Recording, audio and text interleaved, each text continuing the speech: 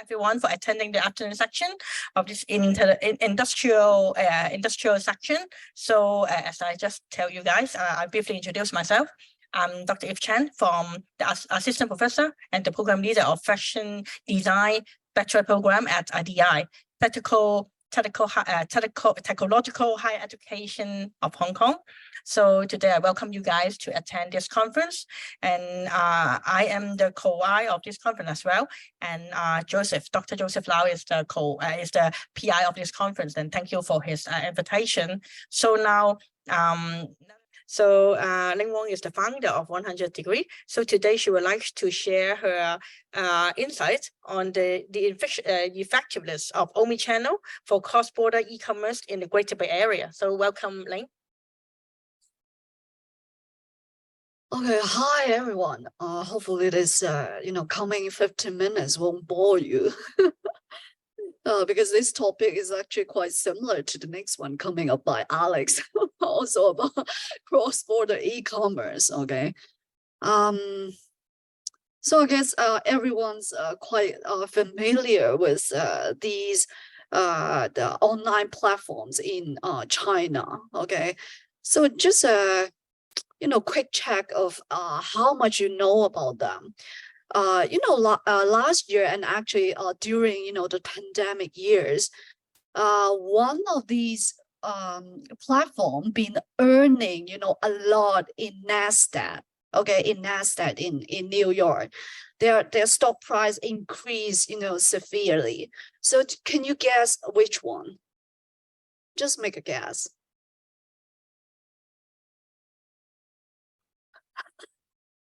So anyone?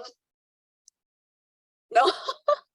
but recently there's a news about Taobao. Okay, it's one of the most sustainable e-commerce platform in China. Okay, so the it's actually Pinduoduo. Okay, Pinduoduo. So why it's been rising so severely in New York is because, well, in China is still earning a lot during the pandemic years. So why was that? Why Pinduoduo and Taobao been doing so well rather than Tmall and Kingdong? Okay, so it basically hints on this very relevant area. So how was your experience of buying from these cross-border online platform? From my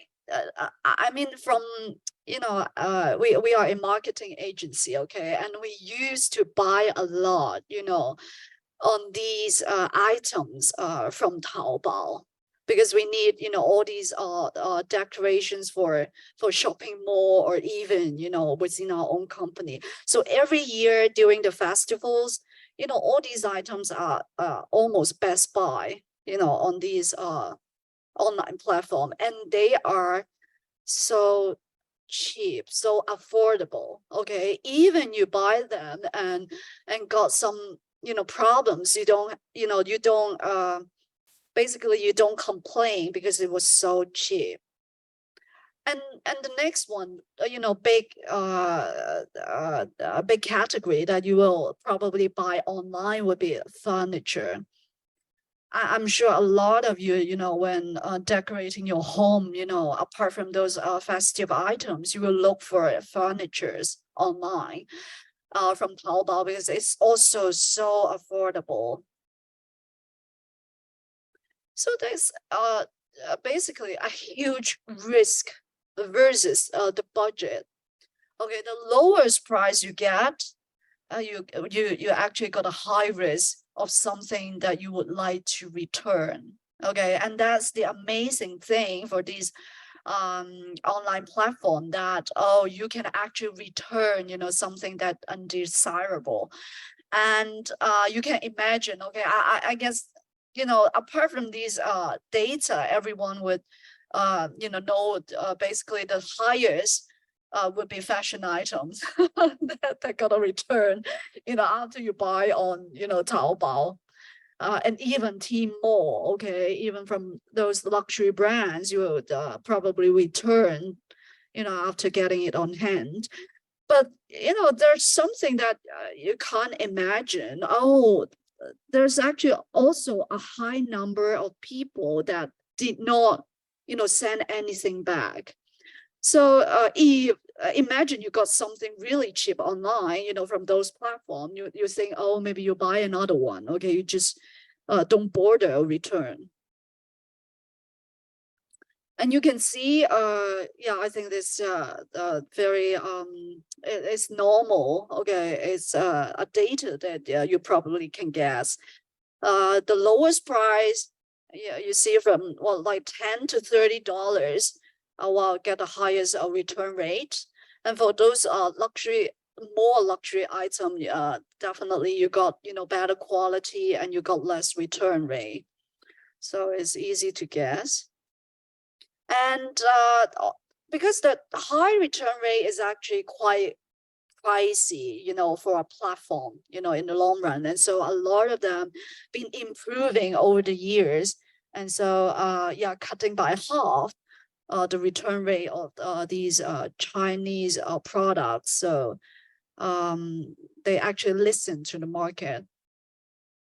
And when you see in, the global market and the two biggest populated, countries got the highest return rate when compared to all the, countries in the Commonwealth or the US. So it's basically some sensible figures. So if you don't want to take these high risks, probably you go to Shamshui-Po. Okay, it's already very affordable, and you can see all the actual products, physically. Also from IKEA was super cheap, and from Europe, although most of them produce in China as well. And so again, you got a high risk of unsustainable products. Well, I'm sure a lot of you, already experienced badly from IKEA products. So, so you can imagine, basically, cross-border e-commerce actually depend, largely on a comprehensive logistics system. So if there's no, a very developed logistics system behind, you can't do a successful e-commerce cross-border. If you don't have, then you have to rely on these, parallel trade, or what we call 水货行. Well, I think before pandemic, there's a lot of them, and after, recently there are a lot less. Because they had other means to get these products already. But still, Longfeng is like opening everywhere, still earning a lot. And you can see most of them are centralized, Zapwan, okay, centralized in order to deliver with lower cost and much faster. So basically a cost saving model from this e-commerce platform. Okay, so a large part of these sharing would be on the right channels. Okay, there are so many what we call omni channels, okay, on these e-commerce platforms. So which one we're gonna choose? I think the biggest one, and sometimes people just ignored it as an e-commerce platform, but it is, okay, and it's basically the biggest among all is WeChat, Meisong, okay. It just combine everything. Okay, recently a big news from Twitter, turning into X. And a platform called X is because Elon Musk, they want to turn Twitter into something like WeChat. Okay, so WeChat, well, basically combines everything. from payment. The most powerful would be the payment system, okay, the payment gateway. But then, well, you just can buy or do everything like messaging, audio, purchase, everything, okay, everything that you can imagine from a messaging system that had never been like this before. So yeah, so that's also why the West been trying to modify the system, the social media platform into something like WeChat, and it is just so convenient, okay, making business. So the most popular one, and as I said, well, the most sustainable one over 25 years. Of course, I'm not going to introduce everything about Taobao. I'm sure a lot of you have been using that, but one very popular trend now would be the online streamers. And yeah, probably most of you know about Austin, Lee Gaike. Okay, well, very revolutionary, I would say, because as a man, as a male, transforming from a content salesperson into a KOL, and then basically turned himself into not billionaire, but basically a very high price entrepreneur now. And yeah, he's been doing really good on cosmetics items that sell to a female audience, and you can totally understand why he could be so successful, because of female audience want to see Lanzai, right? and he can catch that, yeah, catch that vibe and trend as well. But of course, there are also a lot of pretties online that are doing really good. Yeah, and all these stunning figures in just like 1 hour of sales through these online streaming. That's crazy. But it's also a very tough industry, because a lot of them just couldn't stop doing this streaming. Every day they have to spend long hours in front of their mobile, okay, in front of the screen. It's a pretty tough industry. And the other one really, wow, really popular nowadays would be 小红书, okay?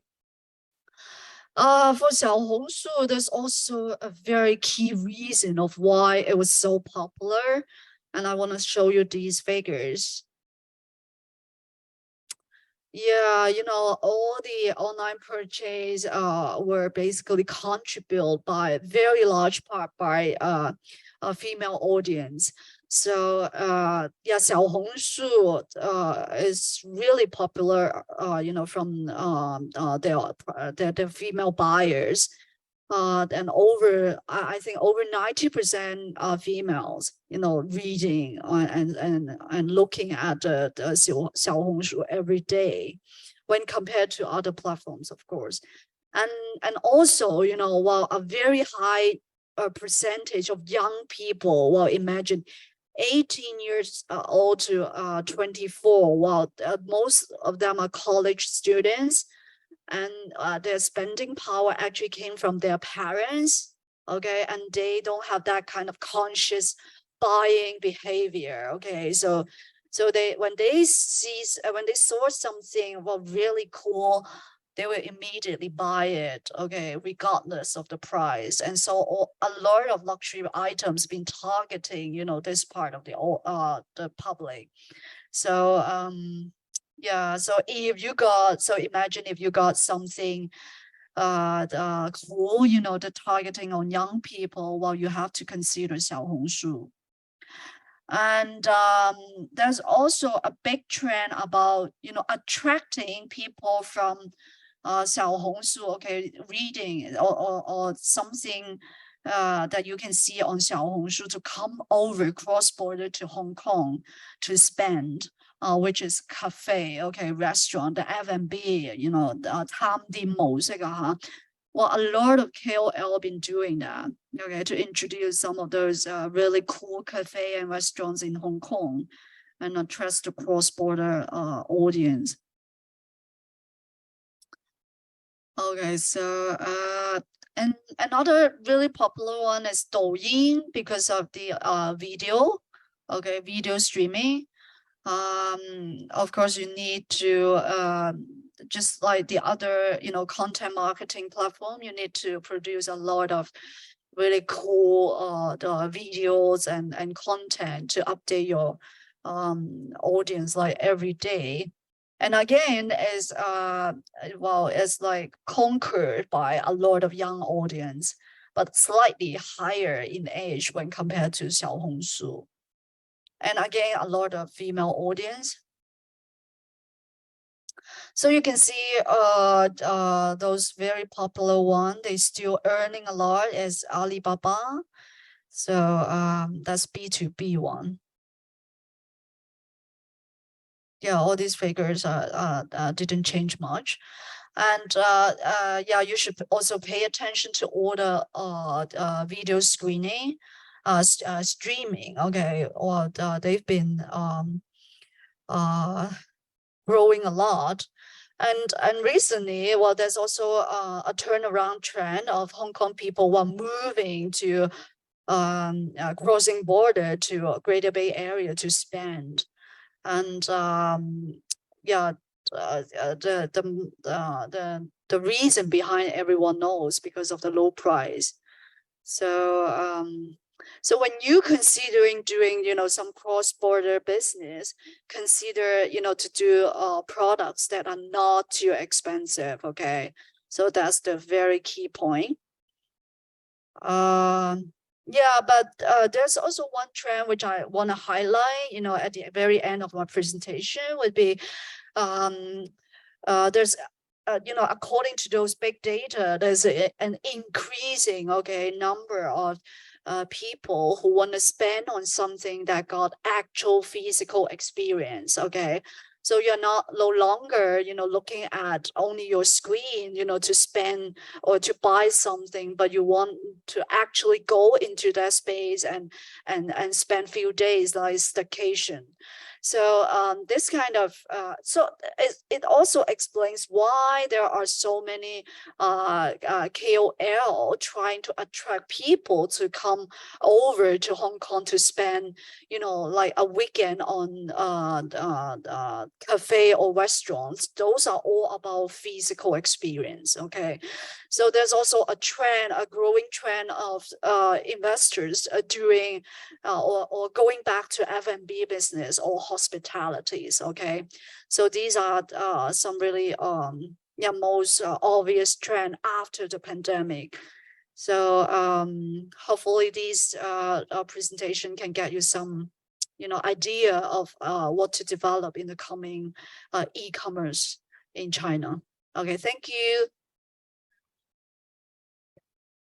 Thank you for sharing your insights on this omnichannel. So any questions on the floor? Any questions? Okay, Joe. Thank you, Ms. Wong, for your informative presentations. In your slide, I noted that the rate of online purchase return of mainland China is the second largest over the globe, even more than in the States. Okay, in the States, to the best of my memory, family usually return their purchase to Costco, for instance, a retail, wholesale. But in mainland China, in your idea, what is the main reasons or contributing factors leading to so much online return of the particle they purchased? But does it pose a risk just reducing their profit margin because maybe the products are defective or the service provided is not satisfactory to the customer? Otherwise, there should be, that's the second largest one is China. Yeah. Do you think that what are the main reasons for so much return of online purchases compared to other countries? Double than Australia, Italy, or France, Canada? Thank you very much. Can I get the mic back or or this one? Hi, this one. Yeah. Yeah, I think it's also because of you can see the highest two are basically developing countries, okay? And so I think what they see a product, okay, or when they receive a product, are these items, actually something they want? You understand what I mean? So maybe their purchase are unconscious, okay? They are 即係好衝動消費, the consumption has been so, unconscious and they just, easily being affected, by all the online and all the visuals, that you see, and they don't consider really buying into brands, while in maybe in the West, you believe in the brand's value, right? You trust that, oh, the brands are delivering something ideal and good quality, right? And they might be spending a little bit more to buy something with brands rather than just going into the cheap stuff, okay? So their return rate definitely would be lower, yeah. And in terms of the overall product qualities, you can imagine, okay, in the West, well, when they are kind of banning, products from China, that maybe the quality are slightly higher. And so, yeah, it just cover, yeah.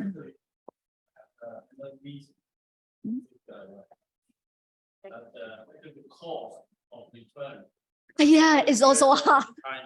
Yes. Because, for example, you buy things on Taobao.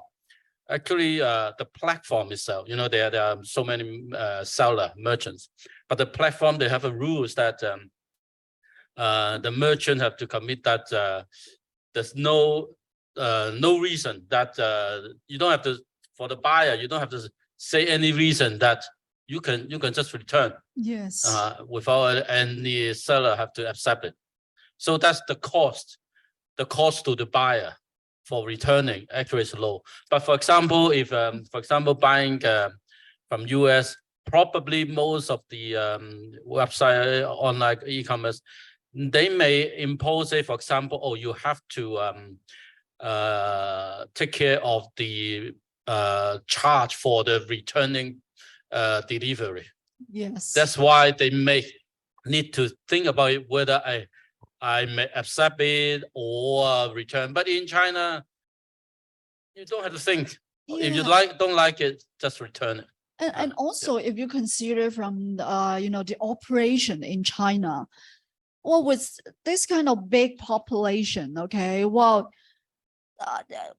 人多有時人多好辦事啊嘛, because it's just so convenient to assign someone, okay, it's so cost effective to assign someone to do all these logistics. But imagine in US, well, the whole population got like 1/3 of China, okay, then you don't have that kind of manpower. One very good example is from France. Well, a lot of people in France been complaining that, well, if they need someone, a contractor, to do their like air conditioning, just to install their like electronics, well, they have to like wait for how many weeks in order for someone to get to return their call. Okay, so imagine, for this kind of countries was a really good benefit, social benefits. 即係佢哋嗰啲社會福利太好, and so they don't bother to work, and so the efficiency been so low, and so they just don't bother to return. Yeah. Thank you. Thank you very much. Okay.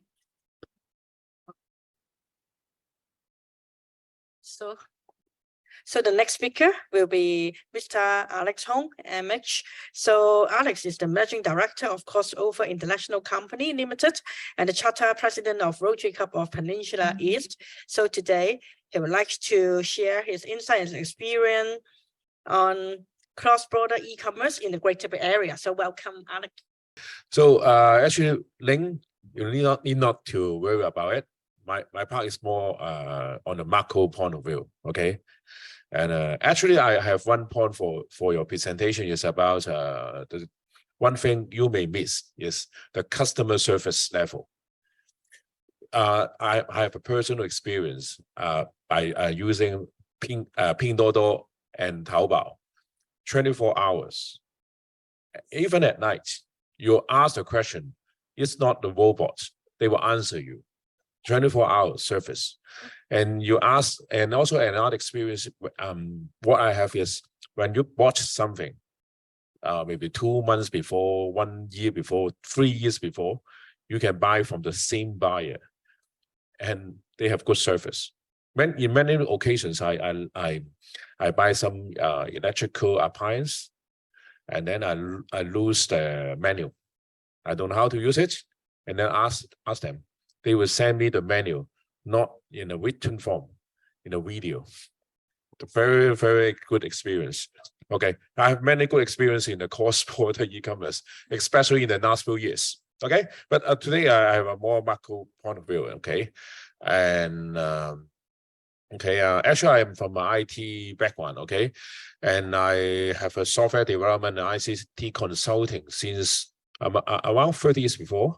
Okay, I graduated from Hong Kong U Computer Science, and I got MBA and MSc Information System Management in HKUST in 2001. Okay, and also have been an honorary lecturer in Hong Kong U, and also been a court member of Hong Kong U, and I have now nearly 30-year career in technology, but I like academic things and also industry as a researcher, engineer, and leader.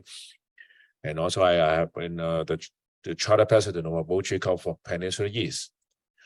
Okay, so try to define what is cross-border e-commerce, and also we have an overview. I have more information, okay, here on in the PowerPoint. If you have interest, I'm happy to share with you, because I can use only 16 minutes to finish this one.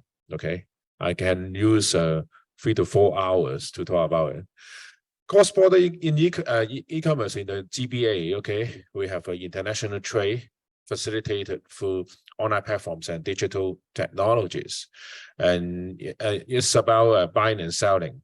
One thing is about the return of goods, okay, Ling talk about it.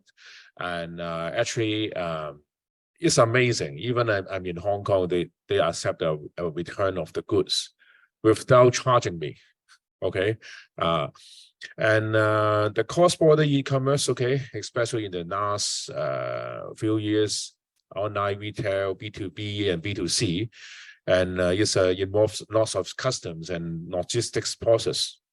In fact, when the COVID is very serious, okay, all the cars, okay, lorries stopped in Hong Kong and also Shenzhen, and then we really experience a very, very poor experience. We may need 2 or 3 weeks to have the goods, but now only 2 days. Okay, 2 days. You order now, and then the day after tomorrow you will get the good. And it's about connectivity, economic growth, and also about expanded globally. And the GBA is a part. Okay, so I need to define what's a GBA. GBA is a region in southern China, includes Hong Kong, Macau, and 9 cities in Guangdong province, including Guangzhou, Shenzhen, and Zhuhai. And actually includes Zhaoqing. I have some projects 10 years before in Zhaoqing. It's the farthest point from Hong Kong. But in fact, the GDP now is over many trillion, and also is one of the largest and most dynamic economic regions in the world. Okay, in fact, we have many good things, because the first thing is about the large consumer market. Okay, we consist of lots of population here, and also very advanced logistics infrastructure. Okay, including we have ports, airports, highways, and railways, and we have the high-speed train nowadays. In fact, I don't know why the high-speed rail not facilitate the moving of goods. In fact, they can enhance that part. Okay, and also we have a very strong e-commerce ecosystem. Okay, just like Alibaba, Taobao, Tianmao, and also JD.com. Okay, we have many, and also for the payment purpose, we have WeChat and also Alipay. Okay, and it's very, very convenient, and also favorable policies. And we have more and more policies now facilitate the GBA about tax incentives and also streamline the customs clearance procedures and also simplified regulatory process. And also today I will focus more on the technological innovation. Okay, it also has a reflection about the GBA as a hub of technology and innovation. Okay, in fact, Hong Kong in that part is a little bit left behind, okay, than our GBA counterparts, especially Shenzhen, okay. But of course, we have more imagination of how to using that kind of technologies, especially AI, okay. We know AI, and also we know about big data, but the problem is that we don't have enough experts in Hong Kong, okay. That's the problem. Okay, market size and growth trends and also key players and challenges. Okay, we have okay, there's some figures. I don't want to mention all the figures here. Okay, conclusion is we have very big market size and also growth trend. Okay, key partners, Alibaba, okay, in Hangzhou and also in JD.com and in Beijing, okay, Jingdong, and also Amazon, okay, and also we have Amazon, okay. In Hong Kong, very special. We, in fact, other than we buy things from China, we also buy things from Amazon. There are many Amazon, especially in Japan, from Japan. I have many friends, they buy things from Amazon, Japan, okay, and that's very interesting GBA area. And also other key players, we have some more China sellers to have more diverse business. In fact, you can buy really anything from those e-commerce platforms, except some things you can't buy it. So why Pinduoduo, okay, is much better than Taobao or other things, because they're new platform, and also some products you can buy there, you can't buy in Taobao, okay. Okay, and also build a very good brand name, and but there are some challenge, especially for the customs and regulatory compliance, because that can be very complex and time consuming, and also language and cultural barrier. In fact, we also have a very, in Hong Kong, okay, we have very good advantage because we don't have that barrier about the culture and language. When we talk with them, they will answer you, okay. Of course, they will recognize you are from Hong Kong, okay, but it's okay. The same kind of business. And also logistics and transportation is sometimes I don't know why is the transportation cost is nearly zero. Okay, even the product, okay, sometimes they have some very special discount and then give the product to you, okay, without they don't ask any money, especially for the logistics part. I don't know how they can do it, okay. It's so even in Hong Kong, it's a little bit in not unfair to Hong Kong people, because in fact, if you stay in GBA area, except Hong Kong and Macau, the transportation costs of your goods is zero. But in Hong Kong, you need to charge a little bit. But I think it's not only a little bit. For me, if I need to buy something, for example, in Sam Shui Po or in Wan Chai, the traveling cost is even higher than I buy the things from Taobao and Pinduoduo, okay? And I need not travel, and also I need not to pay the transportation cost. I need not to take the goods, okay? Especially the furnitures or other big electrical appliances.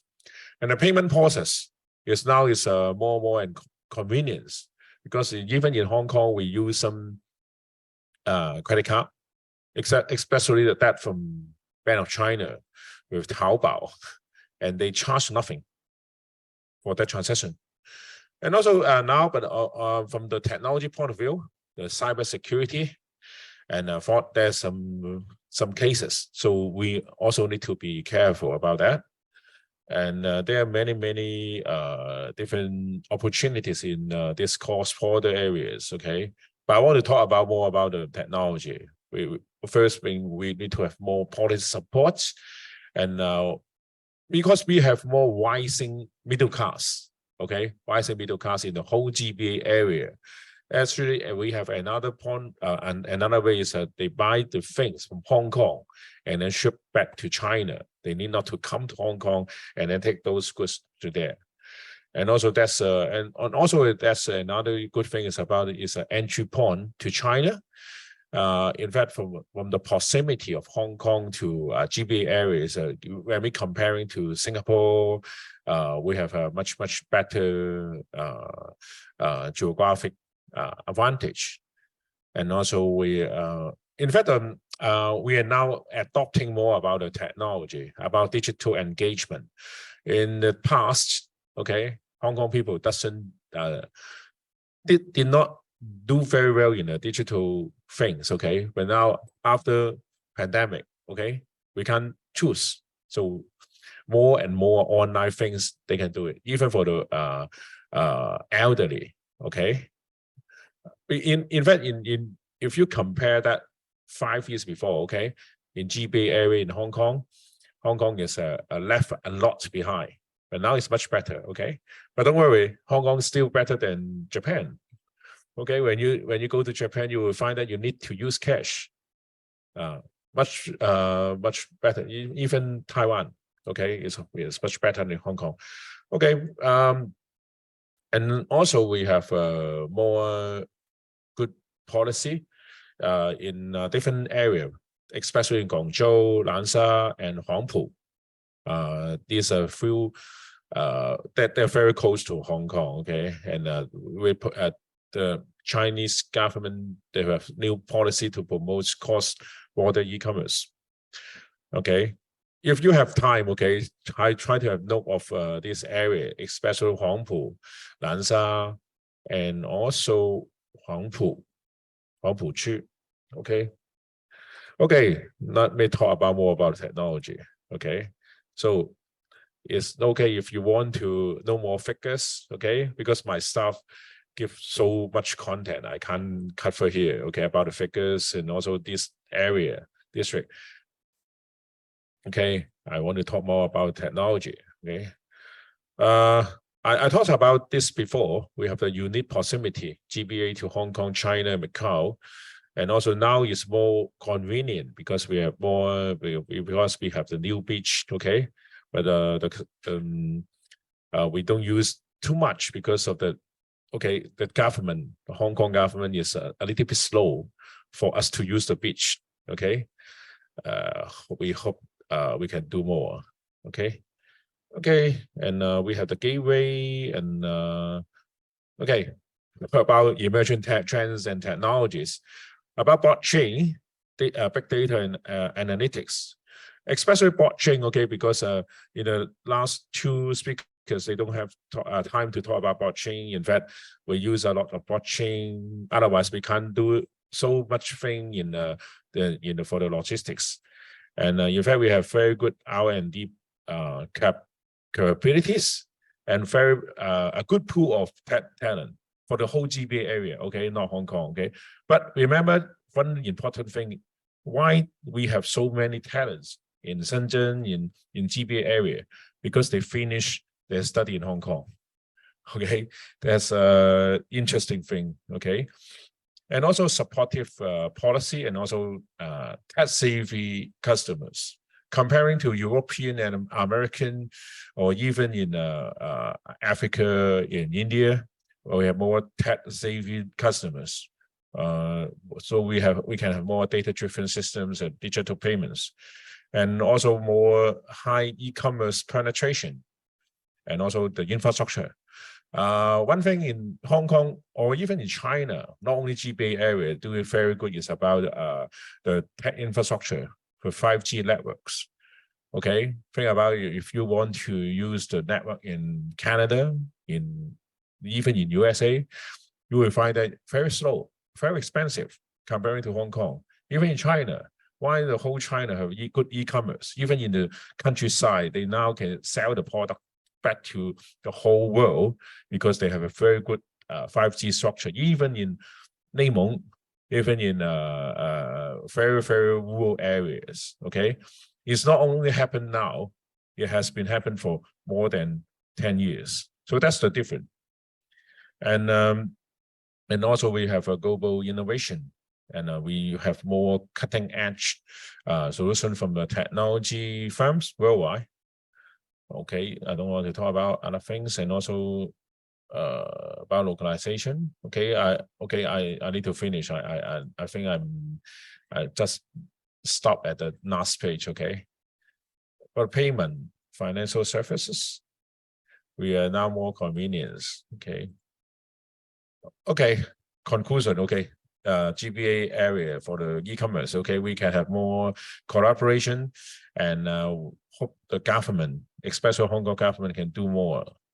And thank you for your time. And okay, and that's my last speech. Okay, thank you.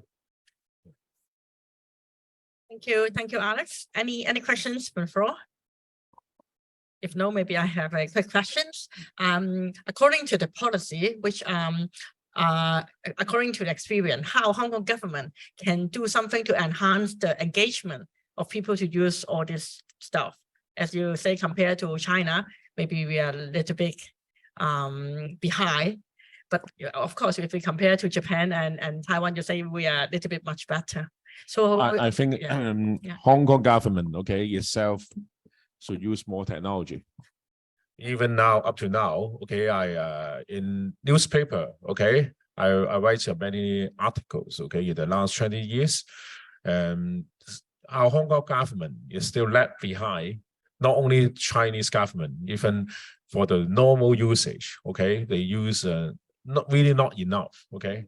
So if they do all the e-payment, just like now I have the experience to pay the tax, okay, to provide my information for the taxation, I still need to wait for 2 months to complete electronically. Okay, I really asked them why it's so slow. Okay, and then they said it's something new, and then we still need time to do it. But for the Hong Kong government, okay, we don't have a centralized database. Okay, or every department they have a very it's all are in solo. Okay, in a different part, and it's not efficient. And if for all the government payment, they can support e-payment. Okay, but it's not now. Okay, and I can still find many people. They need to wait on the streets. Okay, they need to pay physically. Okay, and also for the facilitation of bank transactions, and we still have a long way comparing to China. Okay, we are still using checks. Okay, we are still using fax. Okay, very interesting. Hong Kong government, we use fax every time. Okay, why my company to a fax line? Because I need to receive the fax and also ask the questions by fax, and they only answer by fax. Okay, and it's ridiculous, especially the checks. Why we still have a check payment?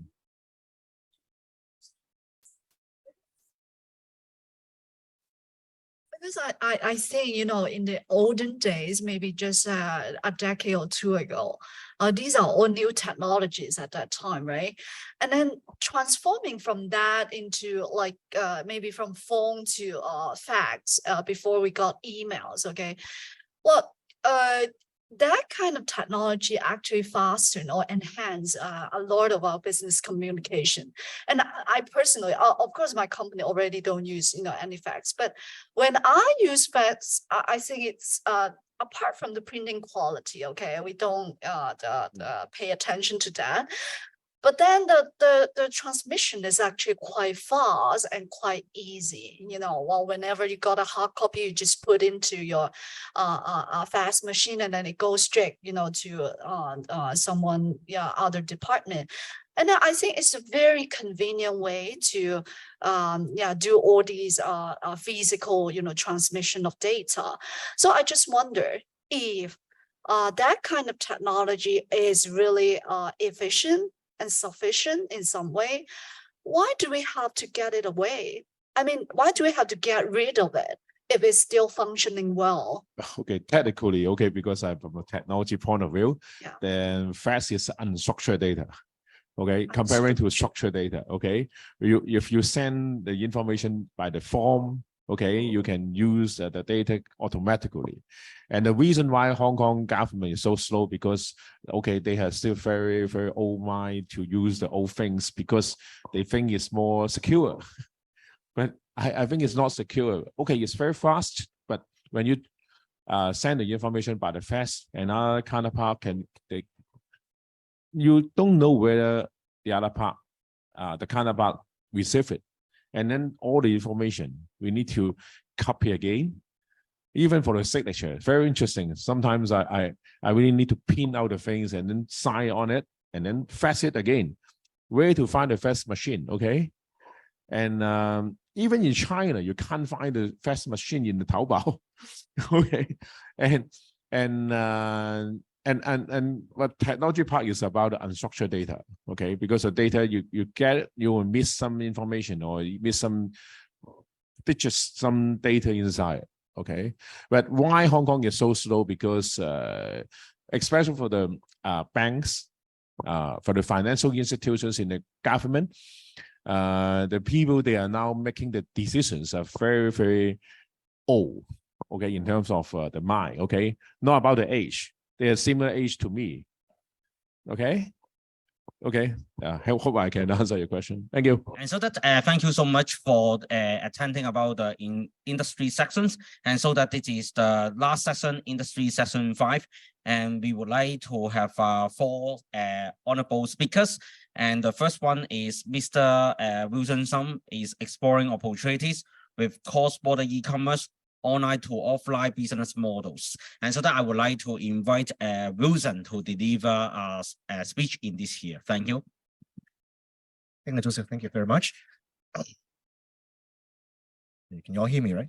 Okay, let's get started. All right, so good afternoon, everyone. I'm Wilson. Thank you for having me here today. A little background about myself. Okay, I am professionally trained as a computer engineer. Right, I've been in the tech industry for like a bit over 20 years now. I have my own company. It's an education technology company. We work mostly with schools all the way from kindergarten to universities, providing solutions mainly on STEAM education, as well as campus automation, like digital transformation, as well as smart libraries, smart classrooms, smart campus project, all the kind of things, right? I also teach in universities for a few years now, mostly on AI, IoT, robotics, those kind of topics. All right, so that's a little bit about me.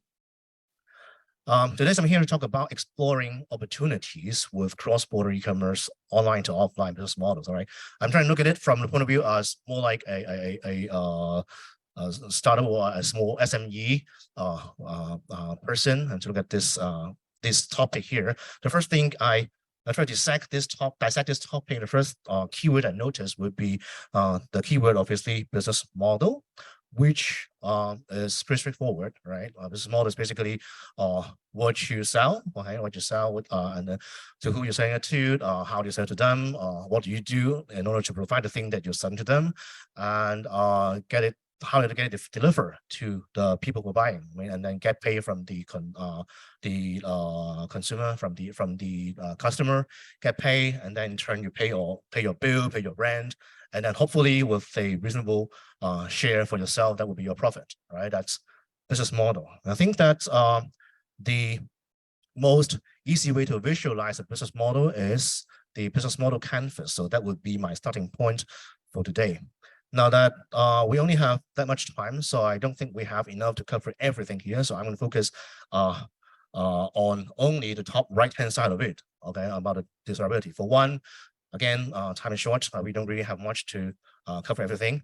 For two, I think the other two parts, I think we can safely assume that you are covered best by also the government agency, trade council, and maybe some business association, right? You got help, you got covered by that, all right?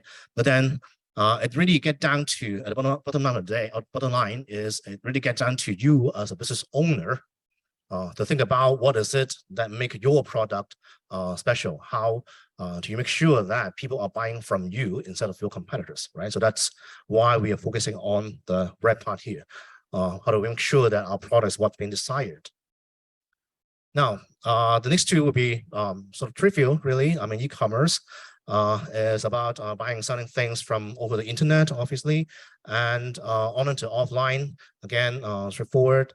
It's basically O2O is talking about how do you get people to get enough interest about your product, your services online, so that they will come and get to you at the physical store and consume from you. All right. I think the only keyword is interesting. The most interesting keywords from this topic here is obviously cross-border, and that's what we're going to focus on for the rest of the presentation, right? And by that we mean that obviously we're asking the question: what is the implication for the word cross-border to do with, again, looking at only the top right part of it, all these four boxes here? Okay, because that is a very important qualifier, because unless, I mean, you may already have a e-commerce platform in place, you may already have an online to offline strategy, but unless you take into account of the cross-border nature of the whole thing, otherwise the whole GBA market has nothing to do with you, or I mean, you have nothing to do, you are not relevant to the GBA market. So that's what we want to talk about. Okay, so very quickly, the key players for when it comes to cross-border e-commerces are here. All right, I don't know about you. I mean, some of you may have experience to some of them. I mean, I myself, I haven't really got much into like all of them in order to call myself an expert into this. All right, but then if you have to really go into think about what your business had to do in the GBA area, if you want to really take in any interest and make it relevant to you, then really, I think the first thing we have to do as a business owner is to think about how to understand these, I mean, one or more of these better. Okay. Now, in terms of sales volume, JD and Tmall dominates the whole thing, but that doesn't mean that they are the only two that matter. In fact, it depends really on who you are selling to and what are you selling. Then the other platform might as well be more relevant. Okay, and that's on a macro level. Now, on a micro level, if you are an e-shop owner, what does it mean to you? I mean, what are you actually facing? What the market is telling you? Now, I was talking to a friend of mine who has been running e-shops for years now, and here's what he observed. All right, basically, it goes from a more, it used to be a more brute force way of doing businesses, but now things get much more sophisticated. What does it mean by that? Well, in the old days, all they care about is driving traffic, transaction volume, or things are more direct. I mean, you place ad, you do some marketing campaign, you do some sell discount and all that, and then drive people to your site, and then boom, goes your sales. All right. I mean, the formula is simple. I mean, simple math, straightforward, simple equation. But now the customers are more sophisticated nowadays. Right? They are much more demanding in terms of the quality of the products, of the services they're getting. And in terms of the marketing and sales effort, it has to be much more focused, targeted, and segmented. All right. And people are also demanding for a more personalized purchasing or consuming experiences, and branding matters. What I mean is that people actually care about who they are buying from. All right, so that's the kind of change, right? Now and then. Now, to understand a little bit further, let's look into one of the up and rising e-commerce platform. All right, very hot now. So Xiaohongshu, okay, the red book, or some would say it's the IG for China. Okay, there are, as of 2022, there are over 200 million of monthly active users, and 72% of them are in their 20-something to 30-something, meaning that they are the one with the most purchasing power. In fact, I would say that they are the one who use their consuming pattern to define themselves. There's something like an identity thing in here, all right? And 50% of them located in the first tier and second tier class cities, and majority of them are female. The number one, the top three things they're interested in, according to the tags they tag associated with the posts that they're posting, number one, fashion lovers, number two, student, number three, makeup lovers. So these would be potentially the majority of your target customers out there, right? So Xiaohongshu is also a very good example for what we now coin it as the social commerce. Okay, basically it's combining social media and online shopping e-commerce, all right? So meaning that they blended it so well that the whole experience of getting to understand, realizing, and get to know about this product, learning about it from a friend, all right, social media, right? To actually getting that product, buying it, it's so seamlessly done within the whole platform. That's basically is a secret recipe for this, rising e-commerce platform, right? That's how they do it nowadays, okay? They also give rise to another new group of people that we call it key opinion consumers, or KOC. And contrasting that with a probably more well-known term KOL, key opinion leaders, in that they are, the KOC are, first and foremost, they are consumer themselves, all right? So, and then that means they are actually buying products, they are actually using them, and they like, either they like it or not, they're going to share their experience on Xiaohongshu or other form of social media. And that gives them a sense of authenticity to it, right? Because they're actual consumer, they're actual user. People are trusting them more for their opinion, and because they're not ads, right? To them, they are a recommendation from a friend, okay? So that's how things are changing in that way. Now, in terms of the audience size, all right, usually the followers, the community size for each KOC is much smaller than that for a KOL. All right, it could be from millions down to only several thousands or just 10Ks or whatever. Okay, but that also echoed to what my eShop friends told me earlier, that the marketing, the sales has to be more segmented and focused and targeted and all that. All right, so that's KOC. Now, grass planting here has absolutely nothing to do with grass. All right, it actually refers to the desire to buy a particular product or experience something. All right, 我种草了, I got to go get that bag. I got to go watch that movie. I got to go to that restaurant to try that dish. All right, 种草, and that all goes a bunch of other words that are derived from there, which I'm not going to go through one by one, but you get the idea, right? They just like any other community. Also, they have their own terminology. They have their own kind of a culture in there. All right, this is just one example to illustrate that. Now, of course, it's not all good. I mean, here are the news clips that probably, if you are aware of recent news, some of the news clips from Hong Kong that we see from time to time. We see some incidences or how something that appears to us maybe silly or a little bit funny. Like for example, one of the KOC is posting her dressing up as a schoolgirl in Hong Kong. All right.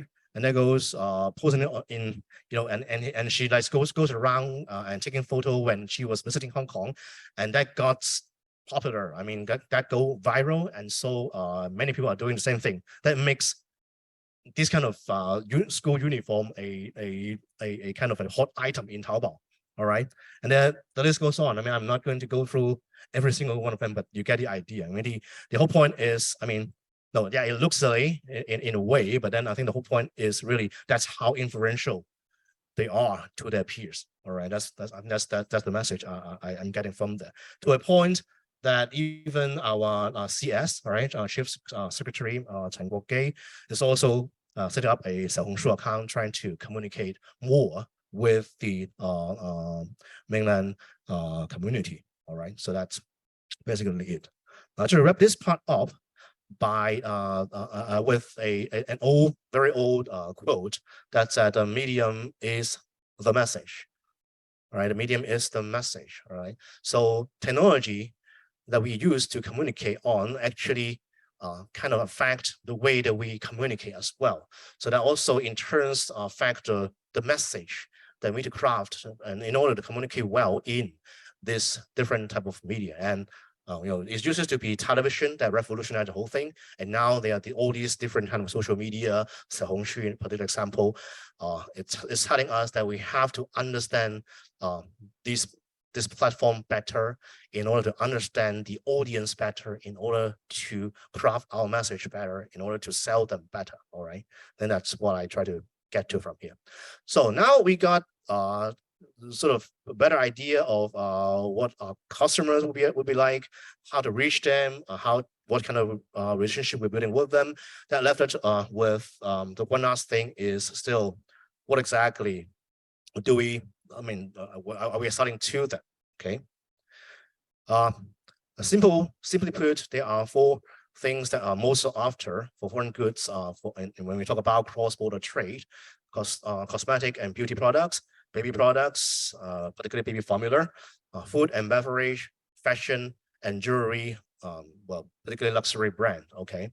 Now, I understand that the 1, 2, or 4 are mostly for big brand. Right? If you are in one of this industry, you have a better chance of pushing your stuff to the community, to the mainland audience. But really, I mean, really the most of the market are open for the big brand, and it makes sense, right? I mean, if you think about when the mainland China visitors come in Hong Kong, these are basically similar things that they are consuming in Hong Kong as well.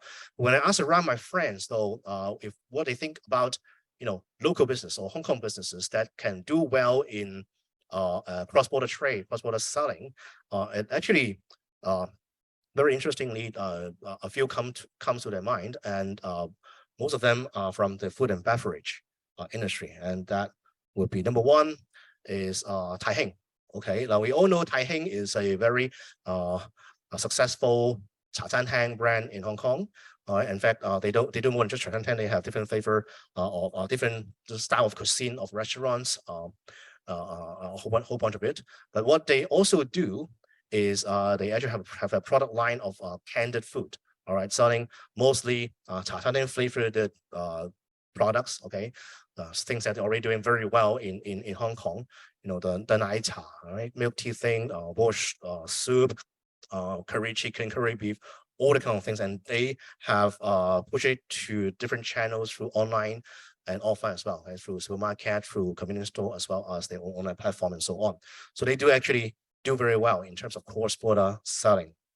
Now, the other one is Hong Fuk Tong. Again, a very well-known brand, very successful in rejuvenizing traditional herbal tea brand into a health product, health drink brand. Okay, and you look at the website, according to the information I got, that they also do a very good job in extending whatever they do good at already, expanding that into the mainland China as a brand that take advantage of, again, not only the traditional herbal tea thing, but also Hong Kong cafe. I mean, look at the catalog here. The Hong Kong cafe drink is one of the liangdian, okay, for their sales as well. Okay. So does it mean that if you are not in one of the 4 industry, or if you're not, particularly not in the food or beverage industry, you're out of luck? Well, I hope not. At least I myself is not in any of those, right? I'm in education. So I was talking to an ally of mine. Krista is we basically work like shoulder to shoulder to explore different market. They are specialized in distribution. Okay, they get source product from all over the world and try to localize them. I mean, we actually help together to localize the content, the products curriculum to Hong Kong as well as to China. I think when I was sort of discussing and talking to them about about that, we have some idea. Now, just to give you a better idea of what are the things that we are doing for STEAM products. So these are some pictures from what we are working on together, the product that we're working with. Now, what we think is this, okay, if you are to craft your message, I mean, we're going to find some guiding principle here, really. I mean, for each of us, the actual message could be different, but we find our guidelines sort of from the 2020 policy address. That goes national identity and affection for Hong Kong as well as an international perspective, okay? 国家观念, 香港情怀, 国际视野, okay? Now that actually originally coming from the education section, okay? That would be the vision for the Hong Kong government, how to train up the Hong Kong young generation. But I think that go in extension also well for us as a company, SME in particular, into grabbing the opportunities into if we're looking to expanding our business in the GBA. This would be useful as a guiding principle in shaping our own core message, our value position into the bigger market. All right. So I'm going to let you sink in and think about how exactly that is going to work with you for your business. Just go ahead into concluding, summarizing my speech into just 3 points here. Now we know that we would have to craft our business model somehow differently in order to adjust that and make ourselves relevant to the GBA market. All right. Now we were dealing with different channels, and we get to dive in and try to understand better the culture and dynamics of this community. All right. And finally, with that, then we would be fine-tuning our own core value proposition message, and that's how I think would help us hopefully to grasp the opportunity, explore the opportunities in the GBA area for online and offline e-commerce businesses. All right. So and that's just as the Gongjiu Daikyu, okay? That sort of I would say is symbolizing the connection between Hong Kong, Macau, and the rest of the GBA area, right? So the infrastructure is really there already. It's up to us to think about and decide, I mean, how do we adjust ourselves? How do we shape or craft our business in order to make ourselves relevant to this bigger market? And the infrastructure is here, so just go get that. All right. Thank you so much. That's the end of our presentation. And I think that Michelle has already talked about some of the aviation trading, and next one is Harmon. And so that to talk about some of the trade facilitations, import and export, and so that I would like to invite Harmon to do about the presentations. Good afternoon. My name is Harmon. Today I'm going to share some of my experience related to the RCEP, Regional Comprehensive Economic Partnership, and the trade facilitation in China related to import and export trade. A little bit background for myself. I'm from an association called the Federation of Quitter Bay International Logistics and Supply Chain Industry. The mission of the federation is to act as a bridge connecting China to Belt and Road countries for trade, supply chain, logistics, some technology cooperations. Okay, so because of that, I'm actually travel a lot to China, working with the different association bodies, governments in different provinces in China. Okay, bring them to the Belt and Road countries, okay, help them to set up their cooperation centers in Hong Kong, or even some windowing surface companies, okay, through the members of the federation. Okay, so today I'm very happy to get a chance to share my experience related to China and all this. Okay. So a little bit background of what is RCEP, Regional Comprehensive Economic Partnership. It's a free trade agreement between 15 countries in Asia Pacific region that includes 10 countries in ASEAN, and then Hong Kong, Korea, Japan, Australia, and New Zealand. The agreement was signed 3 years ago. Is actually expected to cover a market of 2.2 billion people, and that actually equivalent to 30% of the world population, and the GDP size is around 26 trillion. Again, 29 to 30% of the world GDP. The trade size is again around 27% of the global trade size. Okay, so RCEP aims to reduce the tariffs, simplify customs procedures, and promote investment and economic cooperations between these 15 countries. Okay, what we can see is there are quite a lot of opportunities for both Hong Kong and China, with the increasing use of RMB within RCEP for all the trades. Okay, and then as for markets, there are opportunities for China, Hong Kong, for connecting to other regions, as quite a lot of these countries in RCEP has their own free trade agreement with the other part of the world, like CPTPP, European Union, and all this. Okay, so actually we can see because the RCEP, the quite a lot of like China company is setting up their office in Malaysia. Okay, to reach the Muslim world. Okay, and we know there are 25% of the world populations are Muslims. Okay. Okay.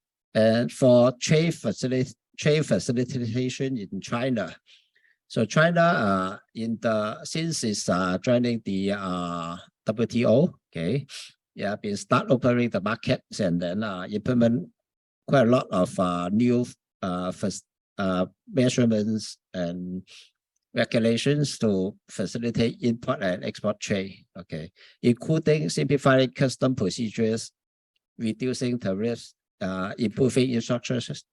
And in the recent years, China also has a few initiatives, just like the Belt and Road Initiative we heard about, CIIE in Shanghai, Zhenbao Hui. And BRI is development strategy aimed at promoting economic cooperations, okay, connecting between China to Asia, Europe, and Africa.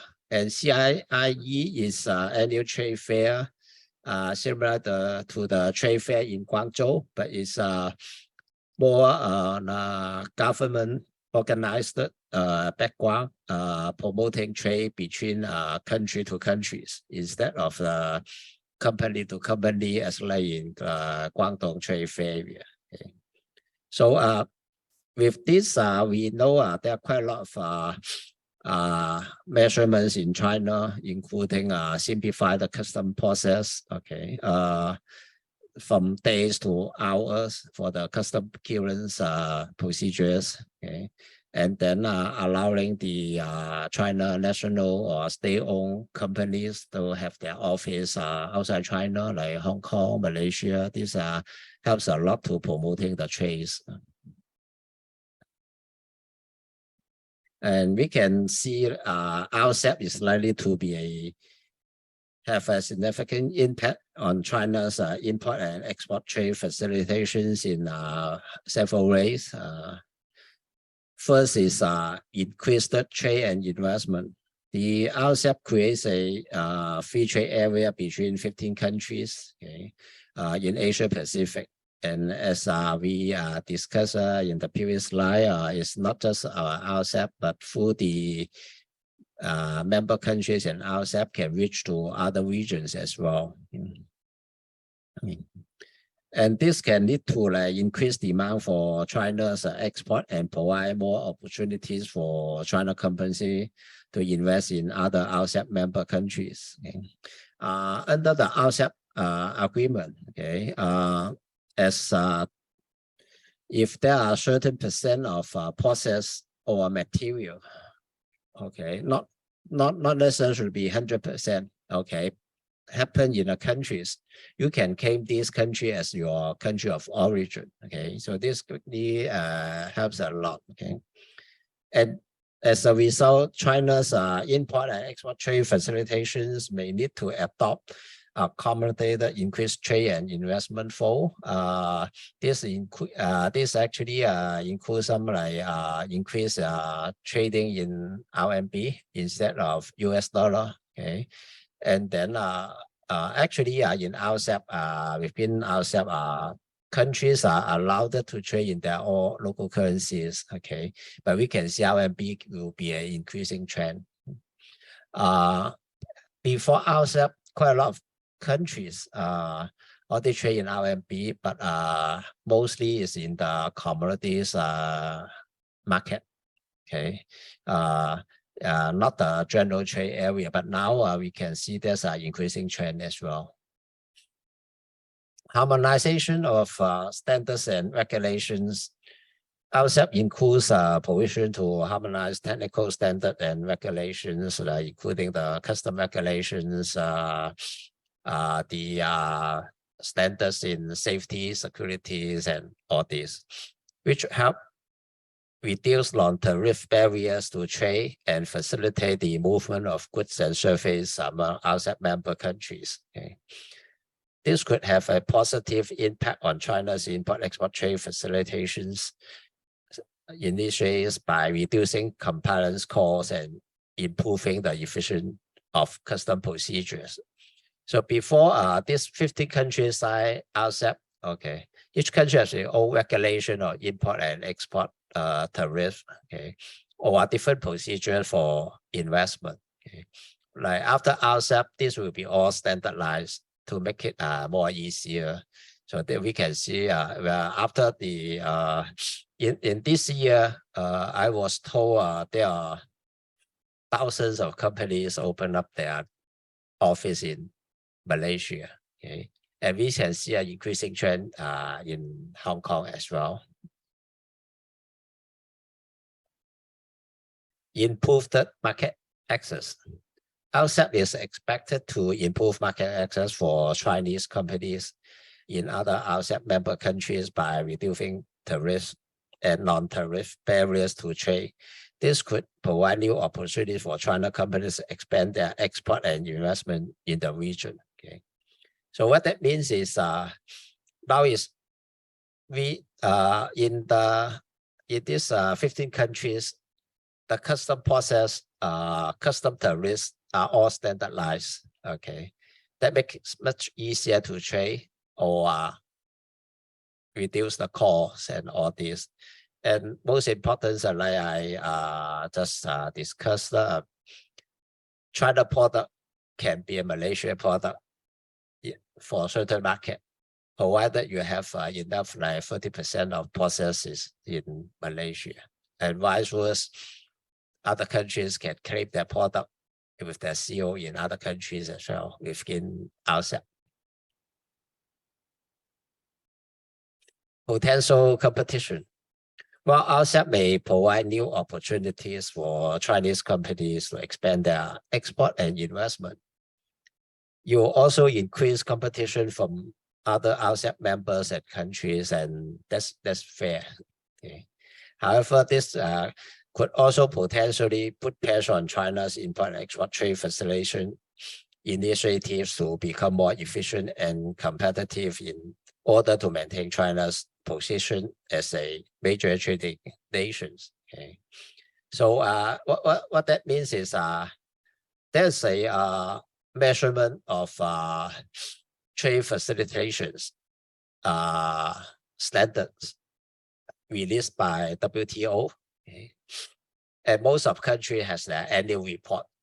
Okay, how they improve their trade facilitations we can see China is improving in the past few years according to the report released by China. So so this is the pros and cons. There will be new competitions, but it also makes China to open up or have more new policies coming up to compete with other countries in RCEP. Integration with China's Belt and Road Initiative, RCEP is seen as a complementary to China's BRI, which is aimed at promoting infrastructure development and economic cooperations. RCEP could help facilitate trade and investment flows between China and other BRI countries, which could further promote China's import and export trade facilitations. Okay. In the next slide, I will going to explain some of the connecting between RCEP through China to other part of the world, which is so the integration is not just within RCEP, but to Belt and Road countries as well. But one of the problem is Hong Kong is not part of RCEP yet. Okay. Okay. What that means, RCEP is 10 ASEAN countries, Hong Kong, China, Japan, Korea, Australia, and New Zealand. So Hong Kong will have to apply as a member of RCEP individually after RCEP officially started, which is 2 years ago. So Hong Kong is applying to be an RCEP member. Okay, it's not approved yet. However, as we can see, like RCEP is promoting the cooperation between countries, trades, and all this. Hong Kong can still play a role in this by working with as a member of GBA, working closely with China. Okay, okay. So overall, RCEP is expected to have a significant impact on China's import and export trade facilitations by increasing trade and investment flows. Also helps to promote the globalization of RMB trade, harmonizing technical standards and regulations, improving market access, and potentially increase competition from other RCEP member countries. So as a result, China may need to continue to refine and improve import export trade facilitations in order to maintain competitive in the global market.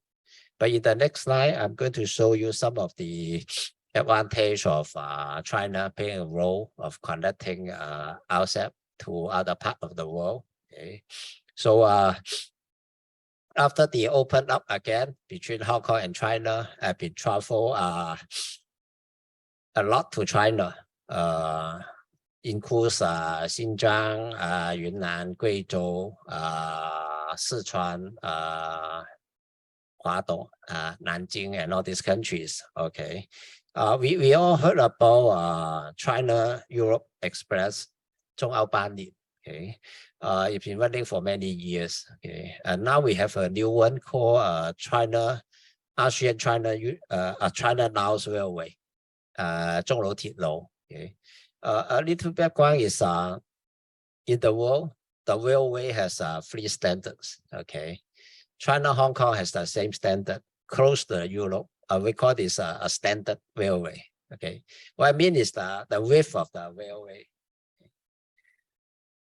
Russia or the Central Asia countries, which was developed, the railway system developed by Russia, is a little bit wider. Okay, it's internationally good for that from Russia because they don't want to connect the Russia network to the European network. Okay, to protect themselves during the wartime. Okay, so they cannot move the weapons quick enough. Then in Asia, like Thailand, Malaysia, the railway is a little bit narrower than China. It was a France standard long times ago. Okay, So we can see that the problem is for China-Europe Express, moving when they move cargo from China all the way to Europe, okay, it has to change to another railway standard, okay. So in Xinjiang, Shangang, during the border with Central Asia, the railway in the special station has two railway lines, China one, China standard one, Europe standard one. So there they move the container from one rail to another rail. Okay, but luckily now the time for each train, which is in general 40 to 18 containers, can be done in 2 to 3 hours. Okay, so compare the time from China to Europe, which is usually 15 to 18 days, is not a major issue.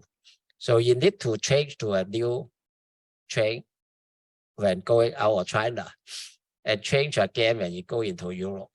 Okay, so this is and now the same issue is the China-Laos Railway. Once from China to Laos, it terminates between the Laos and Thailand border. Okay, and there's a station to change to the Thailand railway as well. Okay, so for now it actually connected together is in the last 2 months. The cargoes from Thailand, Malaysia, Laos, okay, can go through the train system all the way to Vietnam, Quang, and then to Sengdo, okay, then go to the China-Europe Express all the way to Europe. This can be done in 18 to 20 days, okay, compared to the ocean time that takes almost 2 months. Okay, you can see this lots of improvement. Of course, it still cannot compare to air movement. Okay, which takes just a few days, less than a week. Okay, so we can see this, and this can further expand to Africa. In Shangang, one of these is going to from China, is in south part of Shangang. Okay, from China to Central Asia, then to Turkey, then change to ocean flights to Africa. Okay, so this is all possible. Okay, and so this is a new way of connecting RCEP is happening. Okay, through the rail system. And then we see there are lots more and more bonded warehouses between in the country borders in ASEAN, China, and the Europe border. Okay, this helps to move the cargo much faster. Okay, and in Chengdu, I was there, and there's a railway port with close to 42 square kilometers. Okay, so there is not just for railway transportation. It has a processing center, like quite a lot of China products, including those appliances, computers, and all this, for exporting to Middle East and Europe. They have their processing center in Chengdu. Okay, so after processing, it goes to the railway system directly and all the way to Europe. Okay, and in Xinjiang is the main port for China-Europe Express for the westbound direction. The northbound direction goes to Russia, okay, Mongolia and Russia. And the eastbound, there are 3 eastbound railway port in Xinjiang, 2 in North Xinjiang, 1 in South Xinjiang. Okay, so it's the main connection from China to Central East and Central Asia and Middle East. Okay, and because of these connections for China, for RCEP companies, okay, we can see the RCEP companies has their changing roles gradually. Okay, from manufacturing to trade to different roles. China is helping the ASEAN countries to to trade to move their cargo to Central Asia, Middle East, and Europe. Okay, and China is working with Asian countries to expand to other part of the world, including the Muslim world. Okay, one of the population I mentioned is the Muslim, which encounter 25% of the world populations. Okay, so the federation is actually working with the Muslim certification bodies in Malaysia, helping China to get this for exporting to Malaysia and then to Middle East and all this. Okay, so we can see there will be more and more cooperation and developments between RCEP, China, Hong Kong, and the Belt and Road countries. Okay, then the question is, what's the role of Hong Kong? We talk about BRI, RCEP, the China Euro Expressway or China Rail, none of them pass through Hong Kong. Okay, so that's a big question. Hong Kong still will be an important part as a trading and finance hub for China, RCEP, and the other part of the world. Okay, what we can see is the cargo will not go for Hong Kong. Okay, Hong Kong is not connecting to any China railway system, so we have to forget about that. Okay, as for ocean freight, China has more seaport connecting to the world than Hong Kong. Okay, but Hong Kong still maintain its air cargo advantage. Okay, we can see quite a lot of China products still need to go for Hong Kong to for air cargo movement. Okay, but Hong Kong is because it's mature in finance system. Okay, trade experience. So Hong Kong is will still be a trading window. Okay, just like we the federation work with different provinces in China to set up their cooperation centers, windowing office in Hong Kong as a management center, supply chain center. Okay, although physically the cargo, the product will not move through Hong Kong.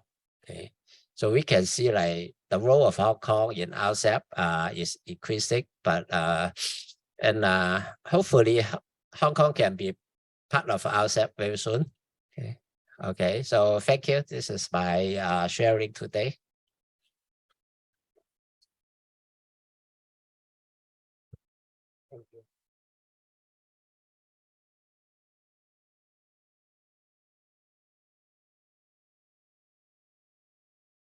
And the last presenter is about Mr. Kwok is talking about some of the e-commerce payment fraud and also some of the payment security. This topic is very unique because it is the only one topic that is talking about some of the payment security as well. And so that thanks Mr. Kwok. Hi, good afternoon, everybody. Today I'm going to share the topic called cross-border e-commerce, payment security, and fraud prevention. Okay.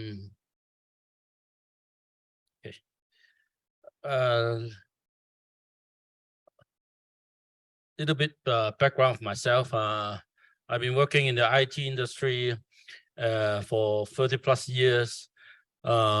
And then for the last 20 years, I've been working in e-commerce and e-payment industries and fintech. Currently, I founded a company called GPAC company. GPAC is actually stand for Global Payment and E-commerce.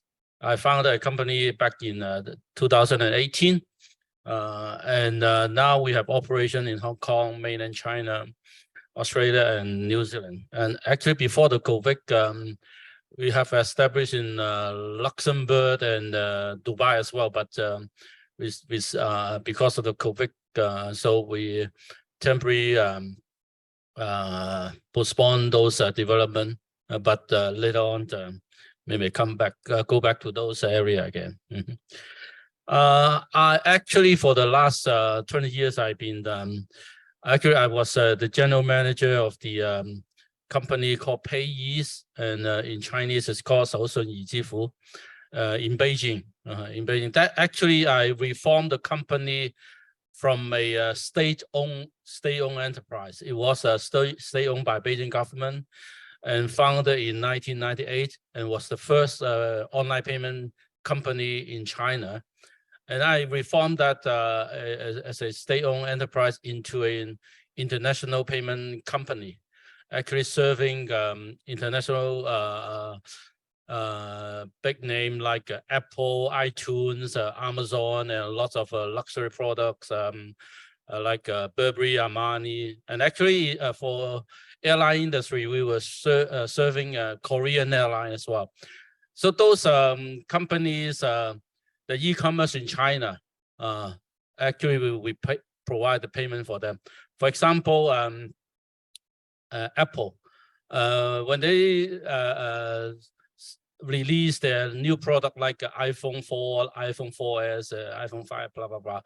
Actually, we collect the payment for them within the first day. Actually, even the first day, actually is within the first 2 hours. We actually collect. I remember the biggest money that we collect from them within the first 2 hours was 30 億人民幣. It's actually 3 billion RMB within the first 2 hours. Yeah, that was Peiyis. And actually I've been serving also some other industry. For example, I'm also the president of the Hong Kong Cross-Border E-Commerce Association. And in Chengdu, I'm the expert member of the Chengdu International Science and Technology Exchange Association. And also I'm the external advisor for the City University of Hong Kong in the Department of Information System. Okay, so back to the topic. When we are doing a business, if we do online, meaning that we have to be able to efficiently, reliably, and securely taking payments from the consumer and other merchants. Otherwise, it's not. It's just an information presentation if you don't collect the payment from the buyers. But when a payment involves actually fraud, go hand to hand. Actually, not nowadays. Fraud doesn't happen nowadays. Back in the old days, back in the beginning of time, when there's a payment, there always be fraud opportunities. Everyone is actually looking for an opportunity to defraud others when they doing business. So you can't avoid them. So you have to cope with them, and that's a challenge when you're doing online business, doing an e-commerce business. And actually, particularly for cross-border e-commerce, that's even worse. Even that's because local e-commerce business because they're pulling the payments are local payment, so there are more more tools to protect the fraud. But the cross-border actually you don't know where these your buyers are coming from.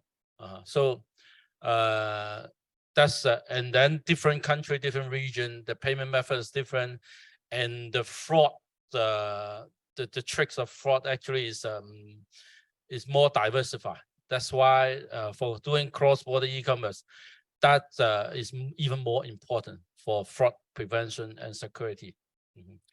And this presentation, I'm going to give you just a very basic introduction knowledge. In fact, the similar topic I've been given in City University.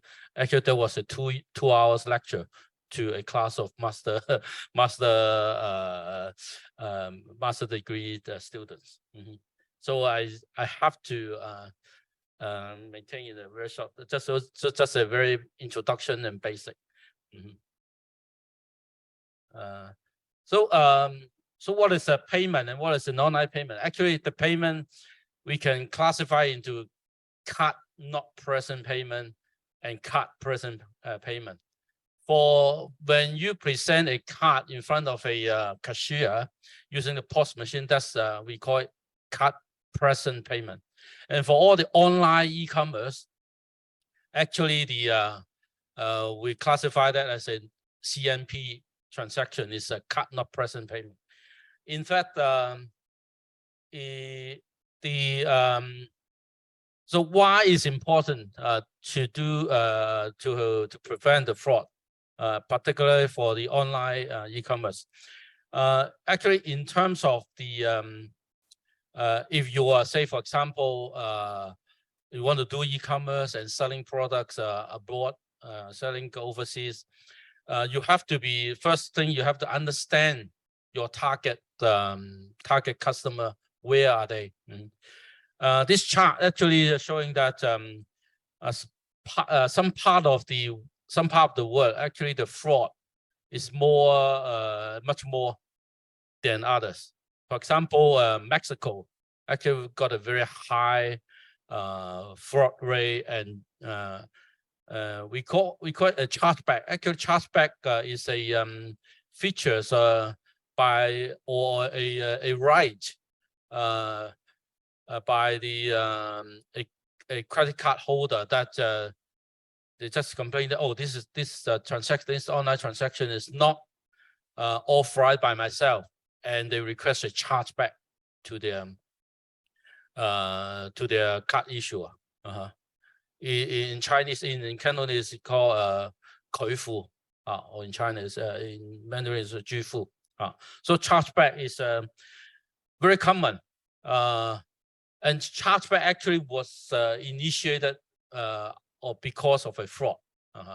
Okay, so Mexico and some part of the Europe also have a quite relatively high fraud rate and also chargeback rate. For example, Netherlands and France, because these and also Belgium. Actually, these countries have very variety of races of people. Yeah, actually a lot of immigrants, new immigrants in there. So the quality of the people actually when doing online and is actually not as good as some other countries.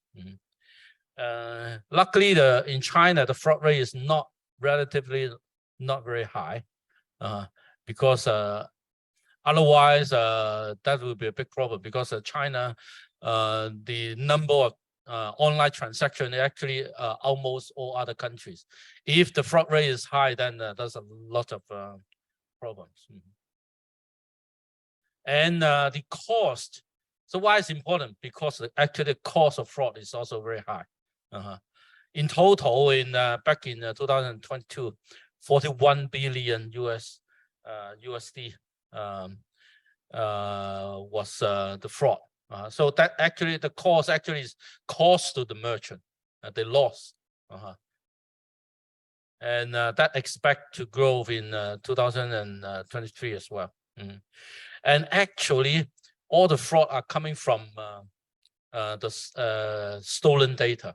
And that's why actually the stolen data also worth money. So for example, your credit card information, actually those fraudsters, they are willing to pay for your data. And some other, for example, your credit card number and also your bank account number, actually it costs. That's why, because the fraudster pay for that, and actually they could get a return by creating the fraud transaction.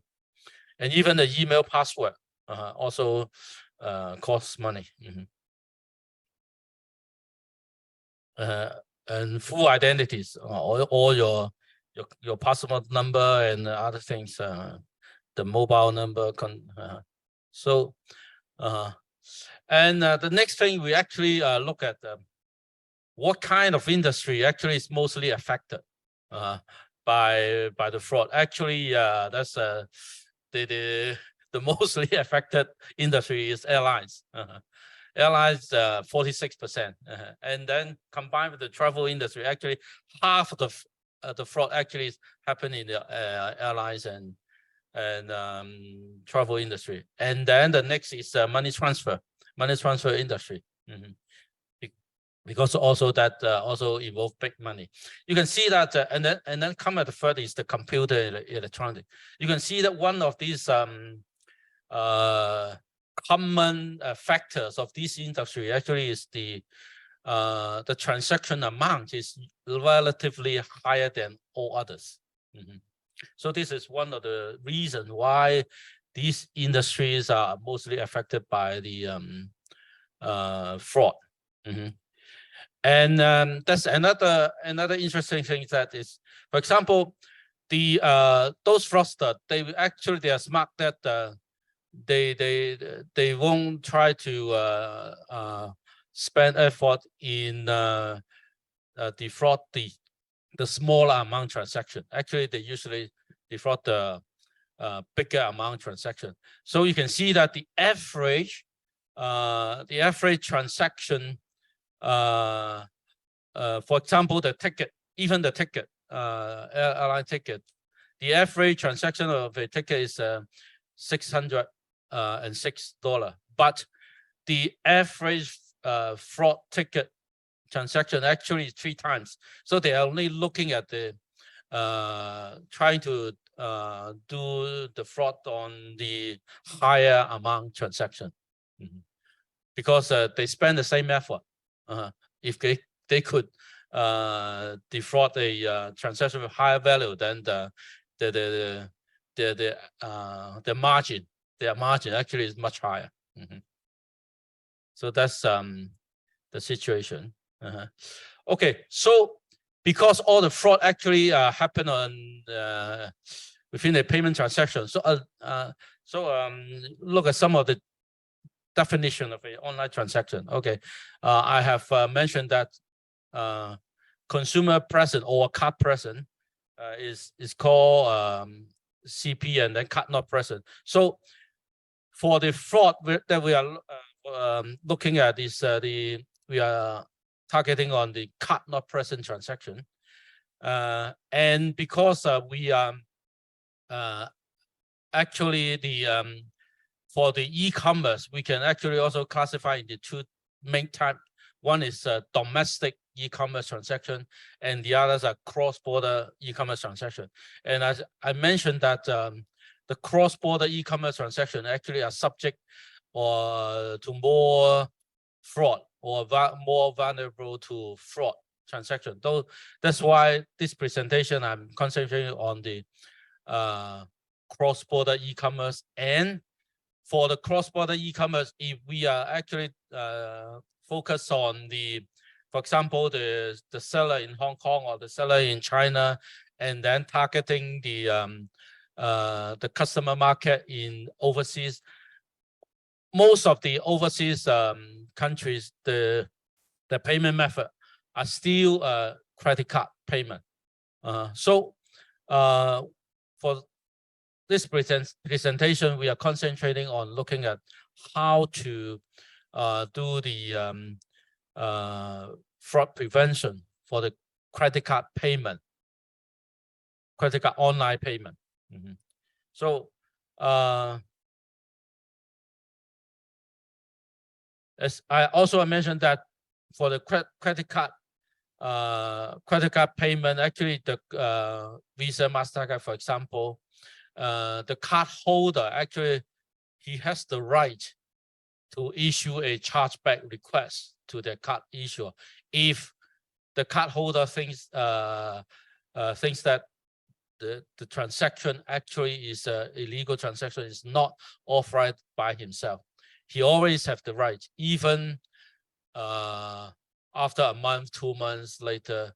And actually the longest possible period for a card holder to raise a chargeback request is 540 days. That's a very long time. But of course, most of the consumer of the card holder may not know this his right. But as we are in the industry, we know that.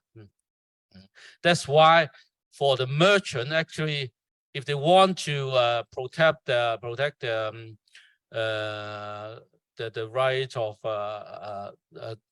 to protect their revenue and the potential loss because of the fraud, they need to do a lot of measures to prevent this fraud from happening. Okay, so when you look at a transaction, an online transaction, actually there are several parties involved. Of course, the first party is the consumer, and actually different parties, they have their because of they are in a different they have different perspectives. Because for example, for a consumer, when they want to do conduct a online transaction, and when they want to buy something online, the first thing, of course, is convenient. You don't have to go out and then spend most of the time. Just use your mobile phone or PC. Then they can do the shopping. And also nowadays, the cost is usually lower for an e-commerce transaction. That's why they have another objective that they can buy things cheaper online. But on the other hand, everyone because they need to make the payment. That's why safe is also another concern from the point of view of a consumer. Okay, from the merchant side, the objective is why they do the online business, because they want to increase the revenue, lowering the human cost.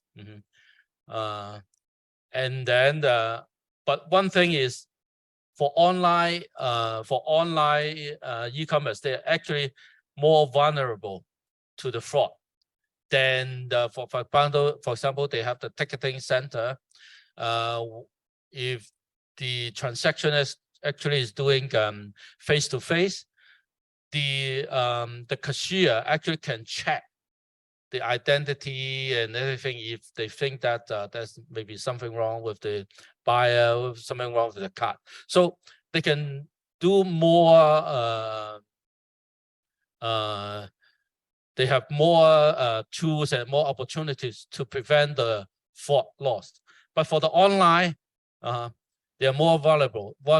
That's why they need to do, on one way, they want to increase the transaction, one way to increase the revenue. The other way is actually, they need to have some tools and measures to reduce the potential loss from the fraud.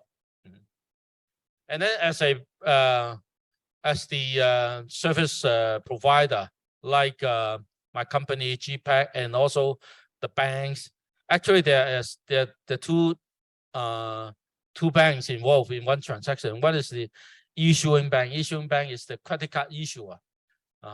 And the other bank is we call it the acquiring bank or the acquirer. And then we are in the middle, serving actually connecting the acquirer, the merchants, and the consumer. And then at the back is the so-called card organization. So actually we are providing the solution to facilitate all this happening. And so for the issuing bank, or the bank issuing bank, acquiring, and then payment service provider, and also the card organization, actually we are in the middle to facilitate the payment happening. And we actually have to protect both the consumer as well as the merchant, make the transaction, the payment transaction happen in a secure and convenient way. Actually, security and convenience actually usually is they are contradicting each other. If it's more convenient. Actually, it may be, or most of the time, it could be less secure. It's more convenient, it will be less secure. If it is 100% or actually no 100%, 99% secure, it could be very troublesome. It could go through many steps.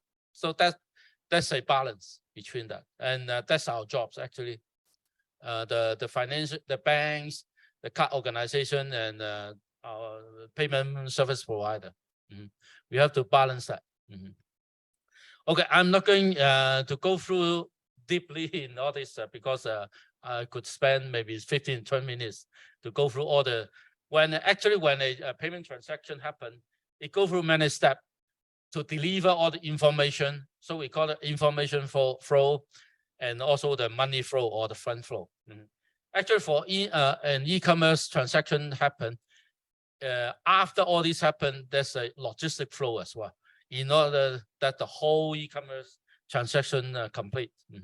So there are lots of information flow and the money flow between the parties that involved. So I'm not going to go through that in detail. Yeah, that's actually in summarize that was happening when a shopper browse the merchant's website, then a payment request initiate, and then a lot of things happen. So then go to our main subjects. What types of online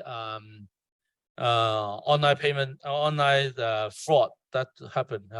One common one is the identity. Identity thief.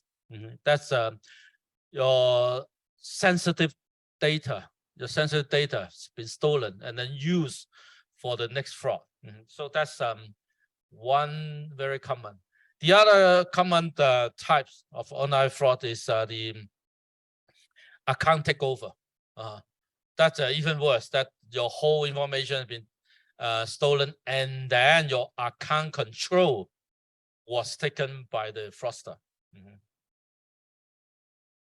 And then the other common fraud is phishing scam. That, for example, send you a message, send you an email, and they give you a link that which looks like a genuine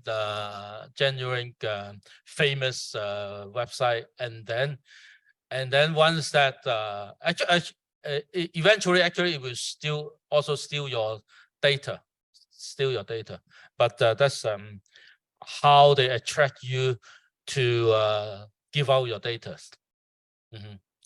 And that's another fraud actually for online e-commerce. That's very common. And those this is called chargeback fraud, and sometimes called friendly fraud. Actually, these are some customers that they are very familiar with how they are actually experienced e-commerce shopper, and they know the tricks.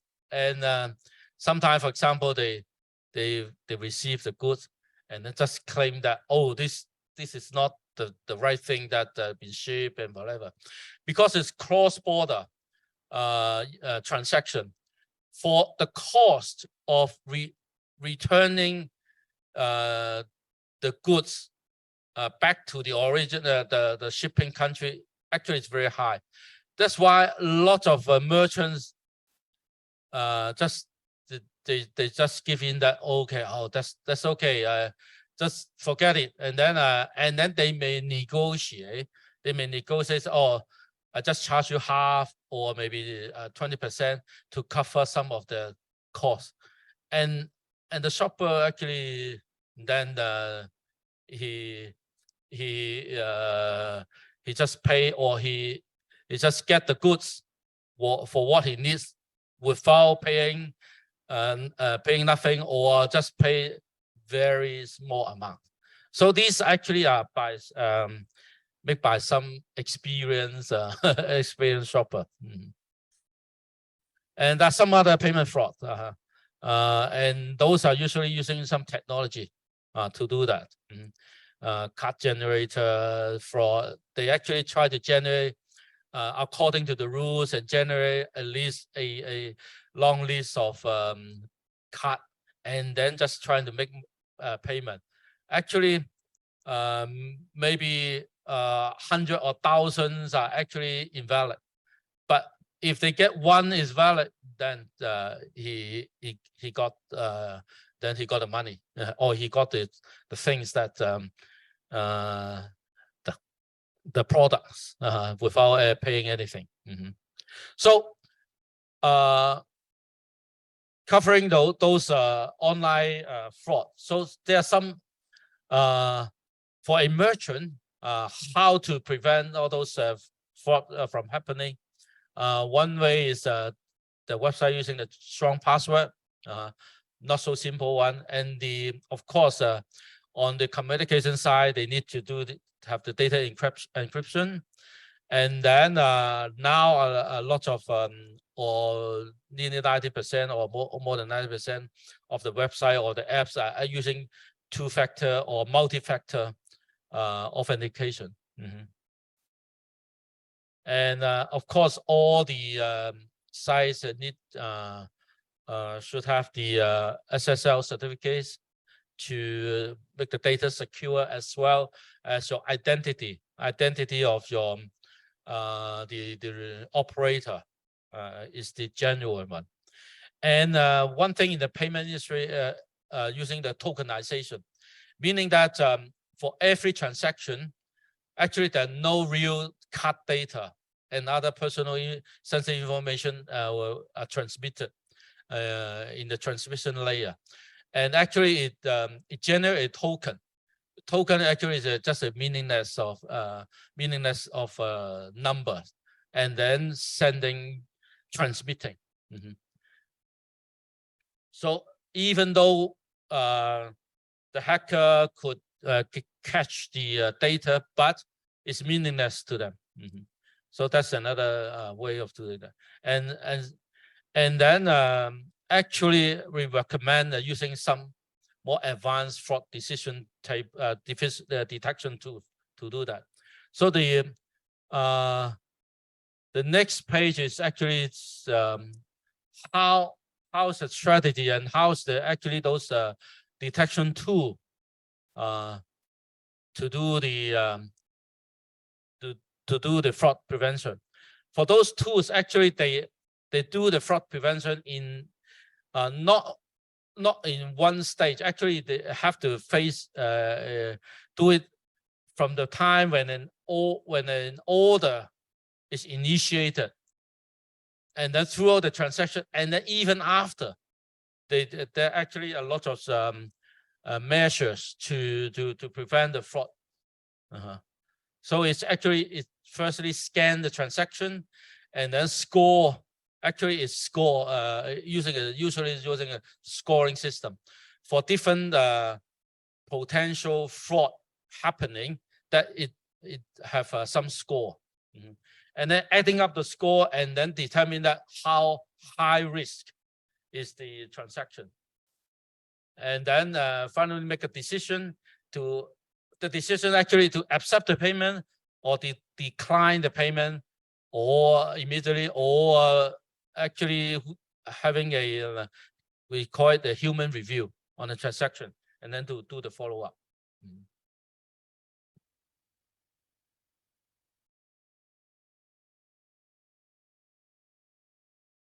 So in fact, in many in different phases, pre-screen phases, making the payment, and then after do the post-screen, another review, and then even when we settle to the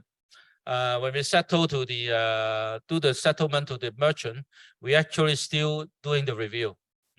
So for different phases, we have different. For example, pre-screen, we have a lot of tools to help our merchant to do the fraud checking or prevention, and then when making a payment, a lot of authorization, so that to prevent the fraud from happening. And after the payments made, actually we do the review. For example, a pattern, the pattern, and also sometimes we need to confirm with the consumer to determine. And then when we do the settlement to the merchant, we also do a lot of review. So that's pro-screening, and actually we do a lot. And as a payment service provider, we do a lot to protect the merchant as well as the consumer. And these are some of the vendor that providing the fraud detection and prevention provider. Actually, our company used to work with some of these vendor, for example, CyberSource. CyberSource now is a 100% subsidiary of Visa. Used to be a small company and then grows. I've been working with them for 15 years. I helped them to establish the China office. And then later on, the Visa acquired them. And I also work with Flatmetric. Flatmetric is even a smaller company, but the technology is quite good. And SAS, actually, one of my best friends actually was the Chinese I think it's the first representative in China office. SAS. Okay, so a summary. As I mentioned, that payments and fraud go hand to hand. We can't avoid them. We have to live with them. And when we do e-commerce, it's actually a part of the business. And then you have to face the challenge. You can't avoid them. And I also mentioned that the card not present transaction is more vulnerable to fraud than traditional card present transaction at a post. And if you're not doing the right thing, it actually is very costly for the merchant. So and the lot of effective fraud prevention strategies. First thing, monitor the transaction regularly.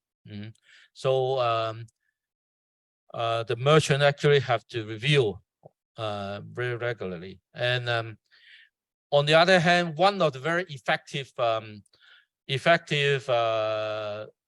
measures, strategies to prevent fraud, actually educate your customer, telling them how important that protecting your own personal data. And then don't think that, it's is inconvenient to have, say, for example, one-time password and other things. Telling them it's important. So if your consumer accept that, that's actually protecting them, it's not a trouble to them, then the fraud actually will happen less.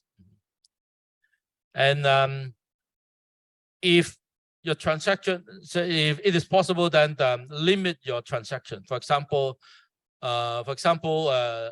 one single customer buying 100 of tickets online, that's definitely there's something wrong.